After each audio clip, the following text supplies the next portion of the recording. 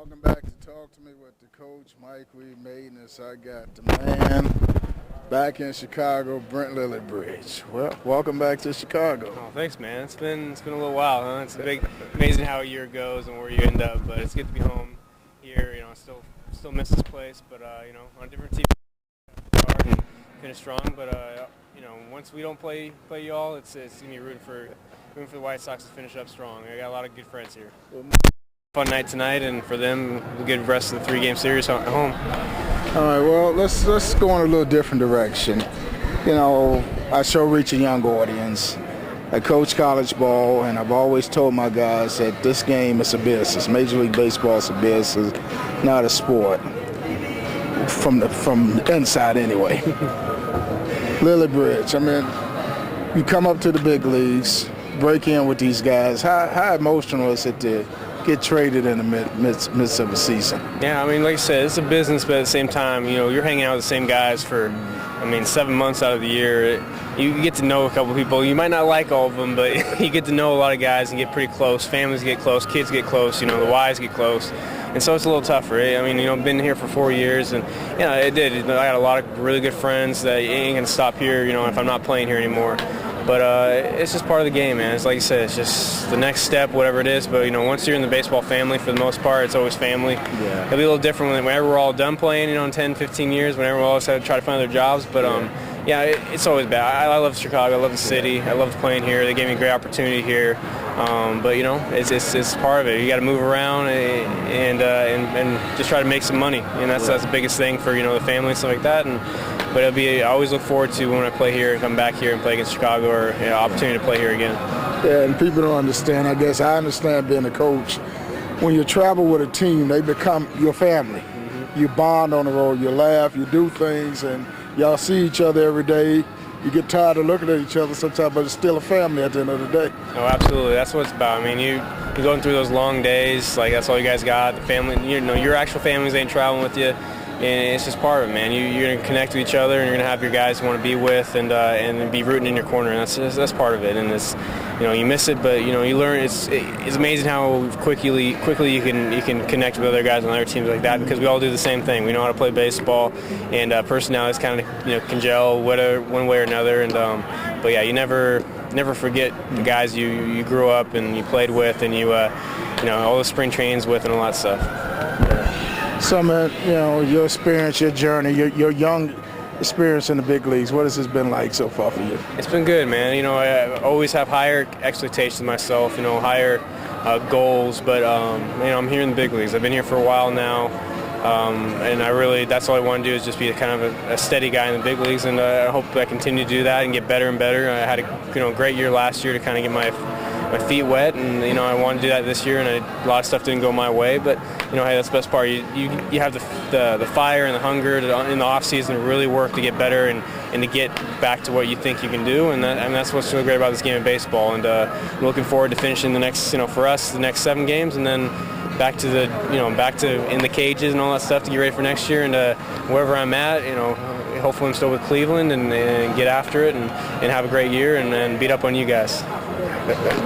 You had to get down with it. Absolutely, man. So, what is this Cleveland? What it's like being, the Cleveland experience? It's been, I got here, they were playing good 2.5 games back, and it went straight downhill. It's tough. A lot of young guys on the team still trying to figure out, the consistency of the game, and it showed. But at the same time, there's a lot of quality guys over there that really love the game, really want to play hard, and that's all you ask for. And at one point, it's going to click. And whether it's another individual, somebody they bring in to really to add to that team, but if not, these kids have the chance. They got the great talent, and I want to be a part of it. And being a little bit older, and one of the older guys on the team, which is weird. Just be a part of that, be a leader in a way, especially on the field, and go from there. I'm excited with what they have. It's just been a tough end of the season, and but it's baseball. Baseball is baseball. You just and keep working and doing the game right, and hope that it gives you back a little bit of respect. When we talk about young guys on the team, I think one of the most toughest adjustments for a guy in the big league is getting through that period of that insecurity. You don't know from one year to the next where you fall, where you lies with a team. Absolutely. You want to prove that you belong here, and but you need a ground of work, I guess, it's set. Like, you know, whether it's a year. Like for me, like I always questioned whether I could just be consistently a good hitter. You know, I always knew I could play defense, but could I hit? And last year I really laid some groundwork that I could hit. I mean, I hit some more home runs than I think I ever will. But like I have that in my pocket to say I can do it. And I just got to try to find back and get back to that every year and work on getting better past that. And that's so important for young guys to have at least that 1 year or a success for a couple months that can really set you. I mean, you see young guys come up that we're not really big names, but they catch fire at the right time when they're here, and all of a sudden their careers go off, and they're always a great baseball player where they weren't anything that great or special in the minor leagues. It's just the timing's got to be right, the atmosphere's got to be right, and the swing's got to be right, or the arm's got to be right, and it's amazing how this game works, and that's the biggest thing. Success breeds confidence, but you have to have confidence in the first place. But you do need to see some results out of it, and that's the hard thing to teach the kids. Is our young guys coming up is like that. It will come. Just trust it. But they do need to see some success, and you always hope that when they come up, it's right away and it's easy. But it don't always work that way. Yeah, and I don't think the fans really realize when they look at, for example, the White Sox peaks and valley. Now they're on a down skid at a crucial time. I don't think they realize the real wear and tear on a major league body over 162 game schedule. Oh, absolutely, there's nothing like it. And in football, I mean, those guys can barely walk. That's why they play once a week, and they play for a shorter amount of time than we do. And granted, we're not hitting each other. We're playing. We're running around. We're playing every single day, basically, with a couple days off a month, and it just it wears you out. You have to maintain health. Eat right. You have to work out right. I think the biggest thing for all of us is the mental, being able to do that focus all the time, every day, going to the ballpark.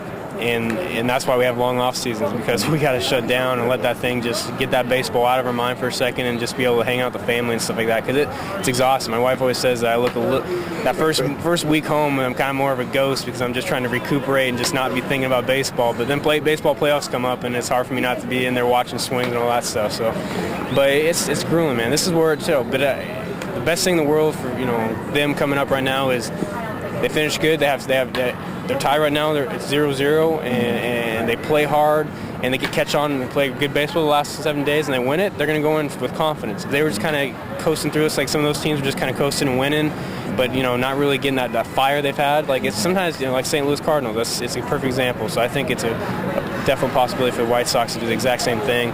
I'm not going to help them. But Stop saying that.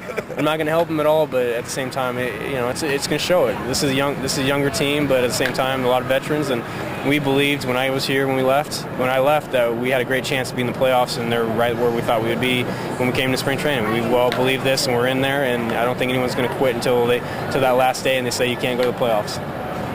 Coach with Brent Lillibridge, and I got to say, though he changed uniforms, he's always been a class act with the coach. I appreciate it. Yeah. All right, thanks a lot. Wish you well when you leave. Thank you, man. Gotta get you some Giordano's or something before you leave, man.